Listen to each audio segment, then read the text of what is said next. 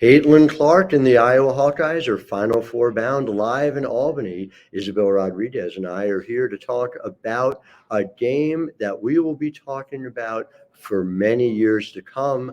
Iowa defeats LSU.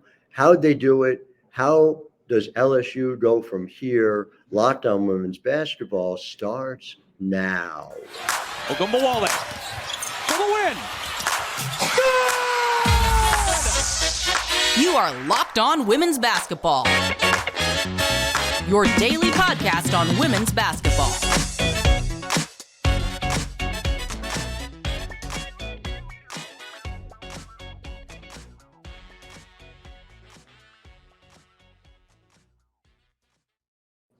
Hi, everyone, and welcome to Locked On Women's Basketball, live from Albany, where Iowa just defeated LSU to advance to the Final Four. I'm Howard Megdal. I'm Isabel Rodrigues. And we are delighted that you're joining us today. As you always do, 6 days a week, you keep showing up for us. 180,000 of you listened in February alone. I will just be honest with you, friends. I've been a little too busy covering the Albany Regionals to tally it up, but I dare say it was even more in March. Make sure you subscribe on YouTube or wherever you get your podcasts. Don't be distracted by anything around you. Subscribe to Locked On Women's Basketball. And of course, it is not just me. It is the incredible team, Isabel, just among the group of talented journalists who cover this game we all love over at The NextHoops.com.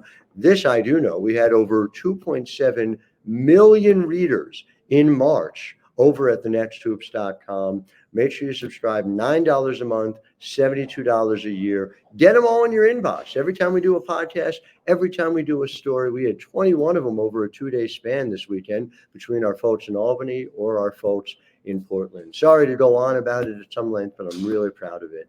TheNextHoops.com. And tonight, just to be part of the media contingent that had the opportunity to cover this game, we're going to talk all about it. We're going to talk about Caitlin Clark because she really matters, but we are not just going to talk about Caitlin Clark. This is absolutely a story about Angel Reese, about Flau'jae Johnson. This is absolutely a story about the supporting cast who helped Iowa get to the Final Four. They do not get there without Gabby Marshall. They do not get there without Sydney Falter and many others, both sides of an incredible game. It was won, and I'm going to check that score, by a final of 94 to 87. So a lot to get into. Felt a little different than that Duke UConn game, right? Oh, I was telling you earlier that whatever that Duke UConn game was, this is the complete opposite of that. I mean, this is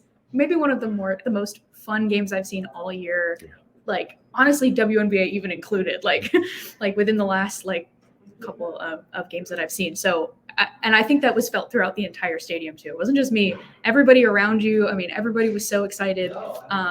Just to be there and to experience it all, it was incredible. So many smiles, so much joy in the building. Again, I will just take you back a little bit. What it reminded me of, you can actually feel it when the women's game gets to another level in some different ways. And I felt that way covering the Lynx and the Sparks during their intense rivalry. Now, again, I was very clear. It's not a rivalry. It's not a rivalry. It's a competition against another team. And Lisa Bluder said that. And I think there's a certain point to that. Anyone who's lived through a Cy-Hawk Classic understands Iowa State, that's a rivalry. This is a couple of really high-level teams playing a couple of years in a row. But Minnesota versus Los Angeles felt like we were reaching a new level. New York versus Las Vegas felt that way as well. And it felt here that way tonight. So Isabel, just to start with Caitlin Clark, who had 41 points in an Elite Eight,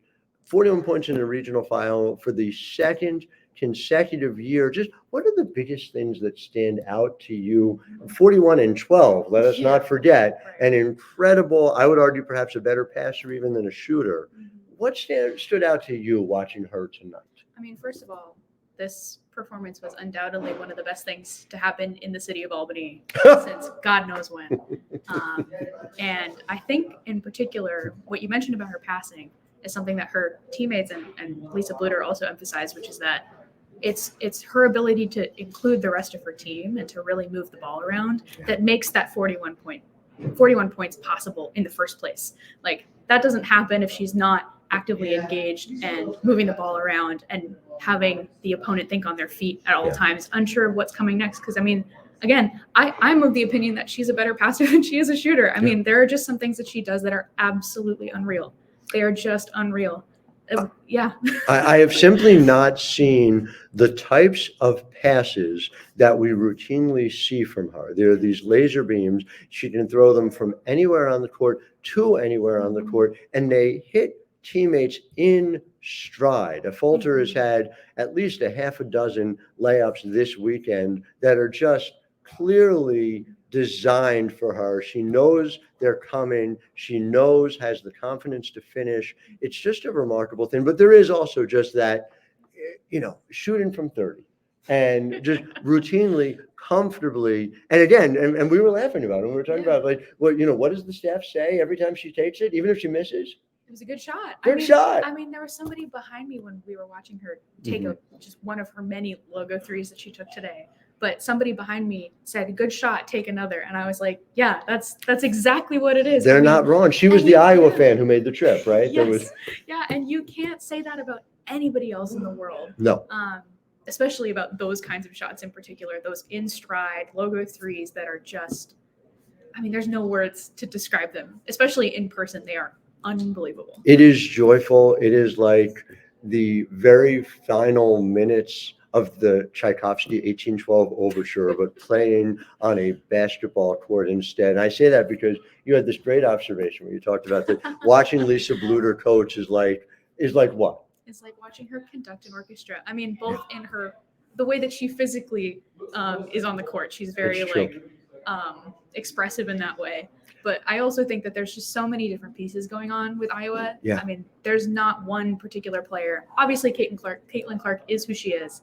But I don't think any of this happens if they're not all there together working in, forgive my pun, but like the best harmony imaginable. No question about it. And we will talk about it because it matters a great deal. But I do need to go back to, this is an observation of mine from watching Caitlin Clark and having covered her for the 4 years of her college career in Iowa. And that is, people keep asking her this. People have asked her in my presence alone 100 times, like, what do you make of this crowd? What do you make of like this moment? And what she talks about, and you see it, she says, I did out on the court, and it is just me on the court. It's me and my teammates. How am I going to make my teammates better was what she told us in this post-game press conference. And when you talk about what are the things that make an all-time great, here is somebody capable of tuning everything out when no one in the game's history has had what she has had.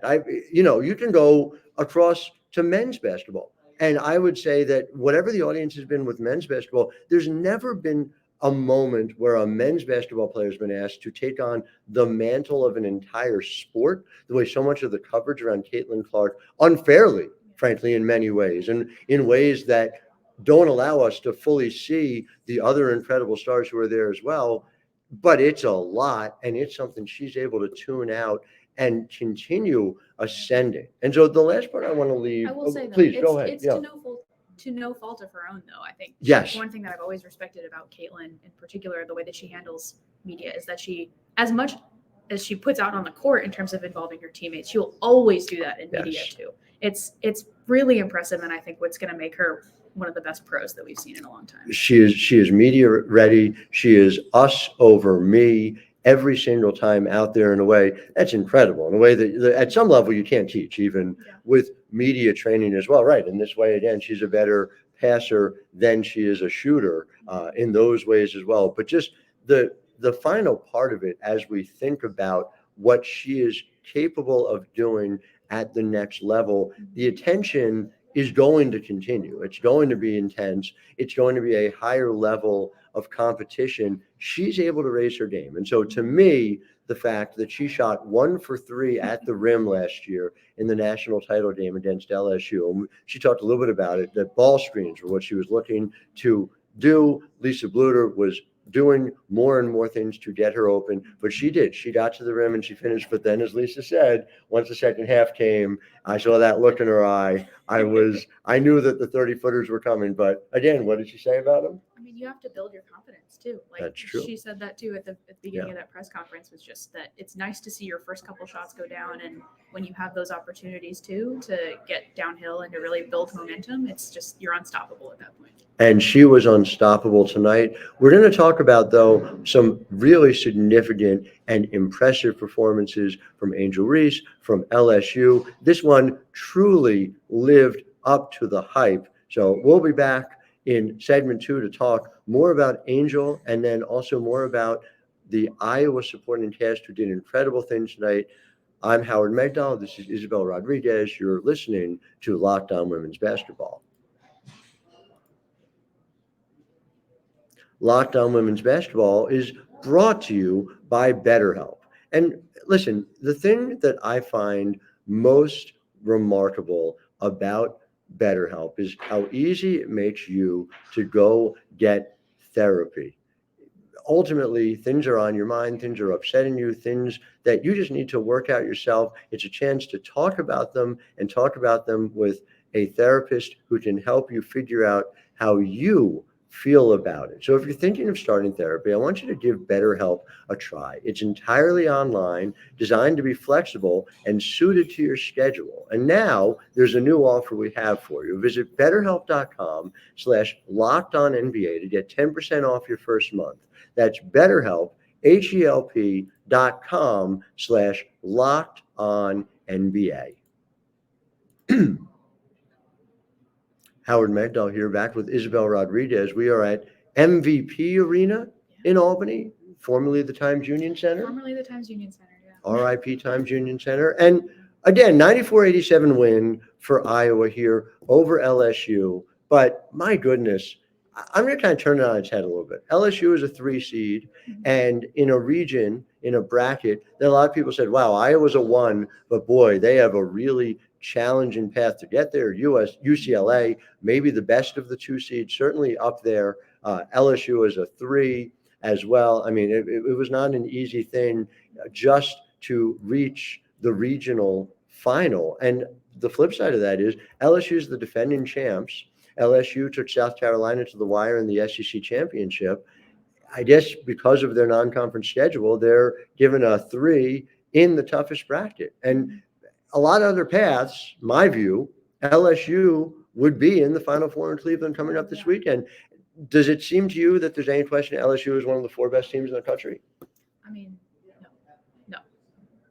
Especially not what we saw after what we saw this weekend in both games. To me, there's no question. Especially, when you have a combination like Flau'jae Johnson and Angel Reese and Denise Amaro on the same team. That to me is that's not even a question. Especially the way that they've been able to gel with such little time together. I mean, it really is. It speaks to how well they communicate as teammates and how well they work together, and how much they respect each other as well. You can really see that both when we're talking to them, but also on the floor. I can't say enough good things about them, especially getting to see them in person for the first time, which is really cool.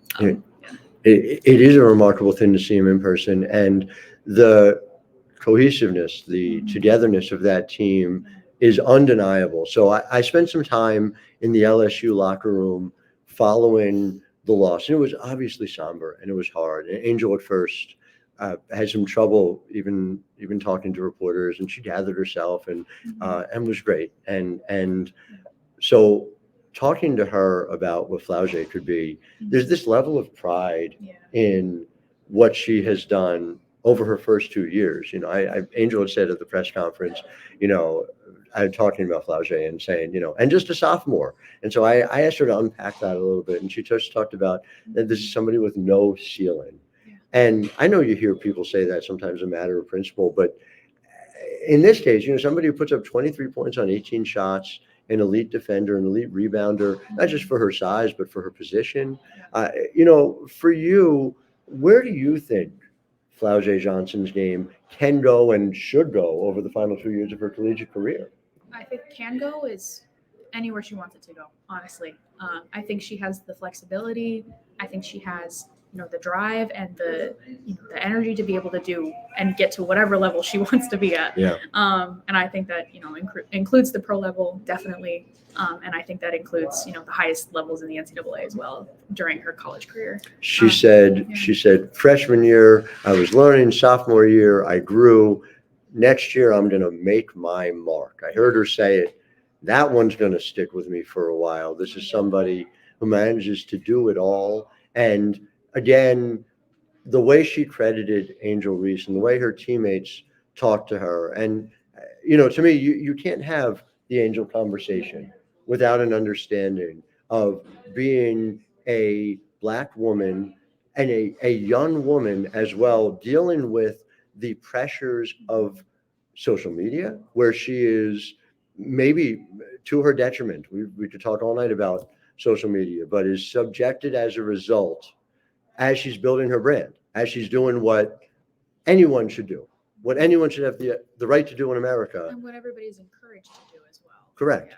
That's right. And what does she get for it? She gets hate. She gets death threats. She gets the worst kind of treatment. And so to me, for Angel Reese to accomplish what she does through the noise and through the challenges of being a woman of color in America in 2024 is remarkable, before you get into the fact that, in the same way, the flip side of Caitlin Clark, we have just not seen this type of spotlight on the women's game before. So you're in some ways saying, we're going to attack you at every turn, but we're also going to ask you to be the face of the game at the same time. And so I say that because I think 17 points and 20 rebounds is just an incredible game for anyone. It's remarkable. It really is. I mean, especially considering everything that you mentioned. That's the point, right? It's not just 17 and 20 against Iowa in a regional final in a game that everybody is watching, but for her to do that the way she did, and she turned her ankle a little bit in the second quarter, tripped over a cameraman, as I understand it, from Angel after the game, and still pushed through, did everything she could do, and very nearly willed her team to victory against one of the performances of all ages that we will never forget. So, yes, Angel Reese did not advance to the Final Four, but let us not lose sight of Angel Reese. It is my strong belief that Angel Reese is going to be a very good pro in the WNBA. And frankly, that's how I left it. I said, see you at the next level, Angel. Is where I'm looking forward to. I'm going to cover Angel Reese for many years to come. And boy, is that going to be an absolute pleasure. So the final part of this, and we just do have to talk about it, Haley Van Lith and her defense, she tried her best, but was just not up to guarding Caitlin. And take me through what you, right? I think that's the really tough part about it, is that it is the hardest defensive matchup in the country. There is no doubt about that. That Caitlin is near impossible to guard, and I think that's what's going to make her so exciting as a pro. But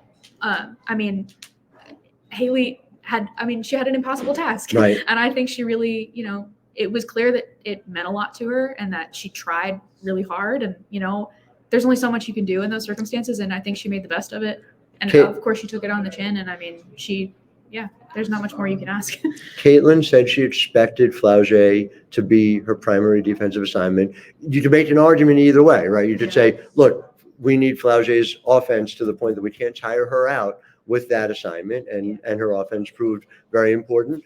What do you think? Do you think it was important enough that Flau'jae should have been on Caitlin?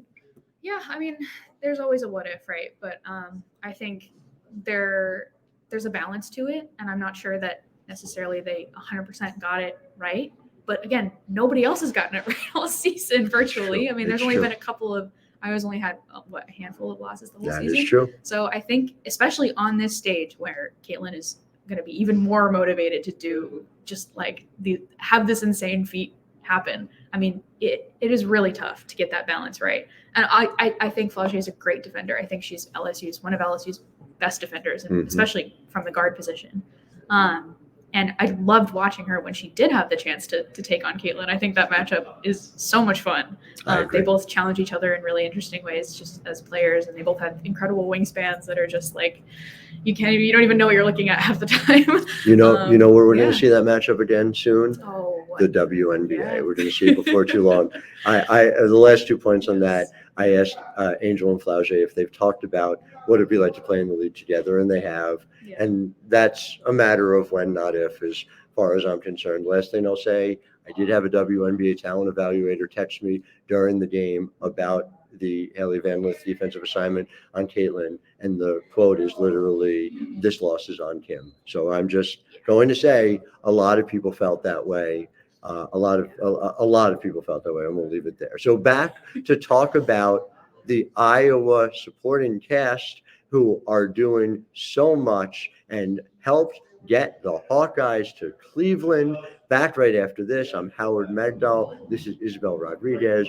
You are listening to Locked On Women's Basketball.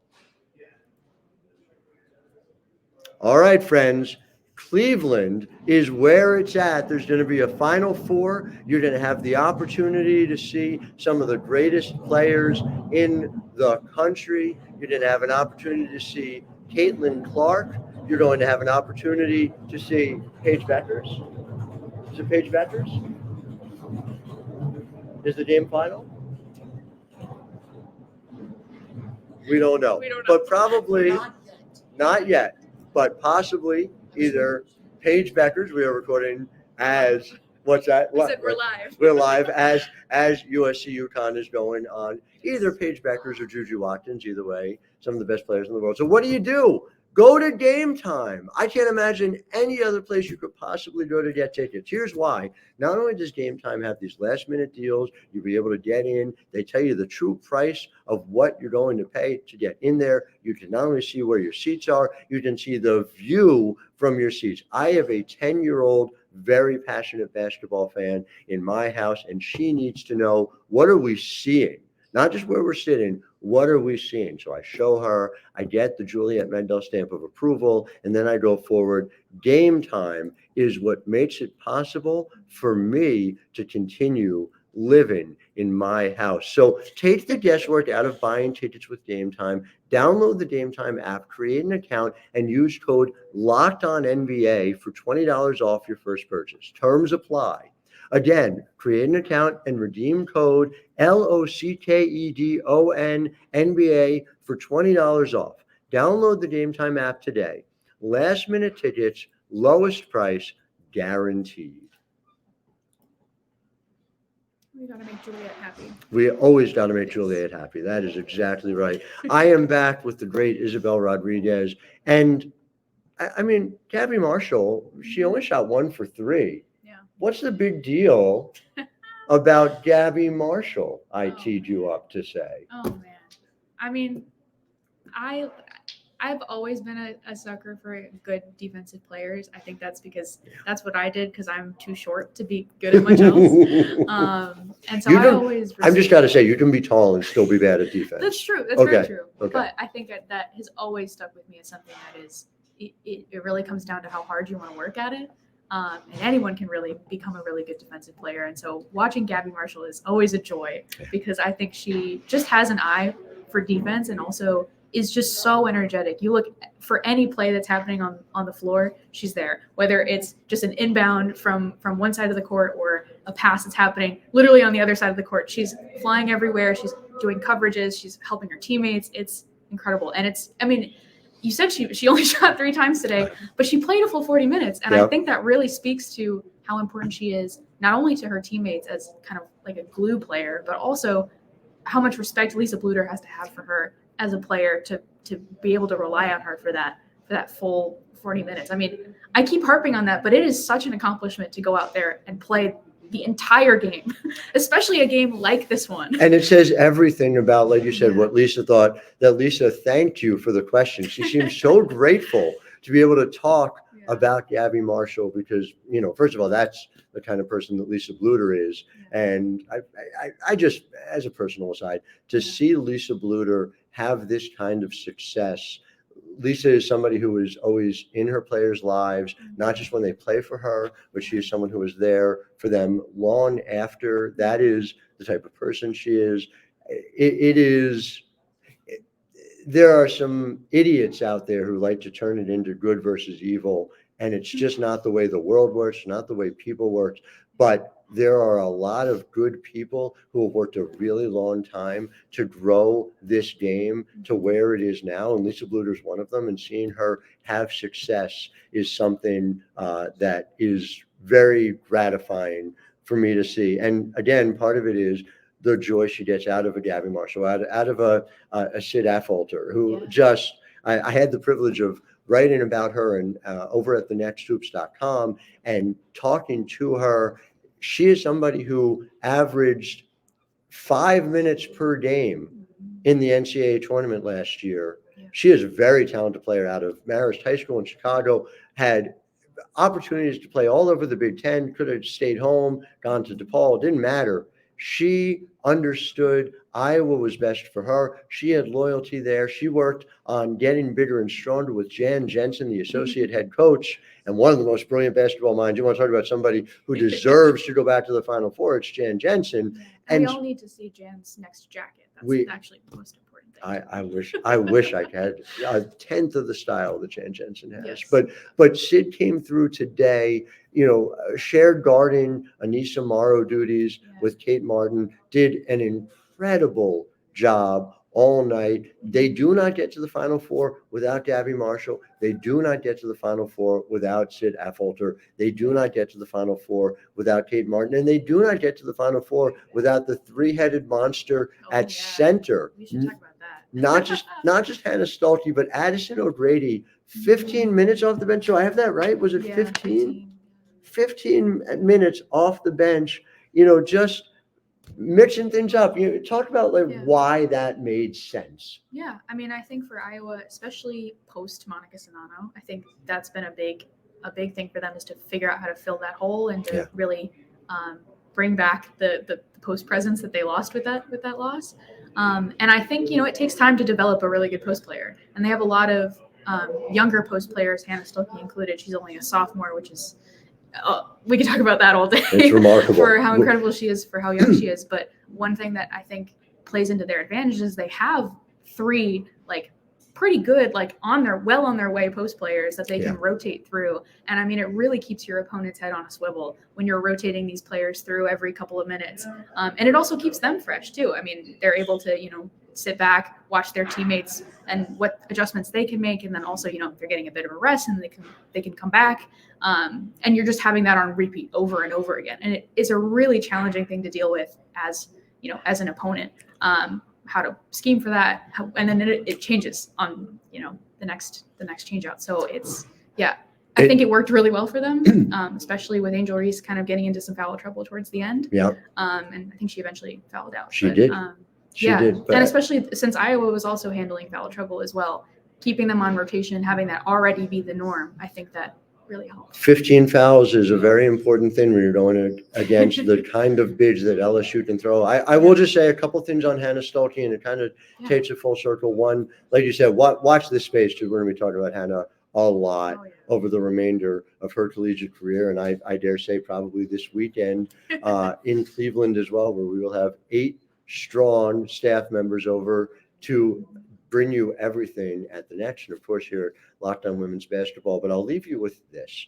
Caitlin Clark, I had the opportunity to see her before this weekend, most recently in February against Maryland. And I asked her about the centers and how that development was coming. And she said, I need to find a way to get the ball to my centers more, to my fives more, especially Hannah. The very next game was against Penn State, and Hannah Stuelke had 47 points because, A, Hannah Stuelke is really good, and don't lose sight on that, but also, B, because Caitlin Clark is incredible at finding her teammates. And if you can imagine what she was able to do with Hannah Stuelke, God knows what's going to happen when she gets to Indiana. I have heard some decent things about Aaliyah Boston and Alyssa Smith. They can finish just a little bit.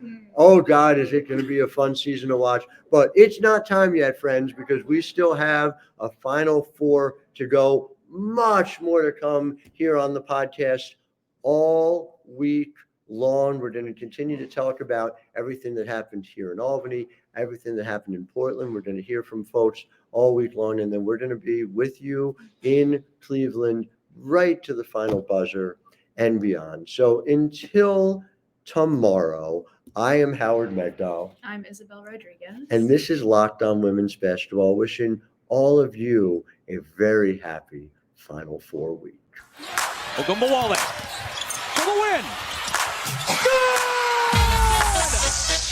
Good! You are Locked On Women's Basketball, your daily podcast on women's basketball.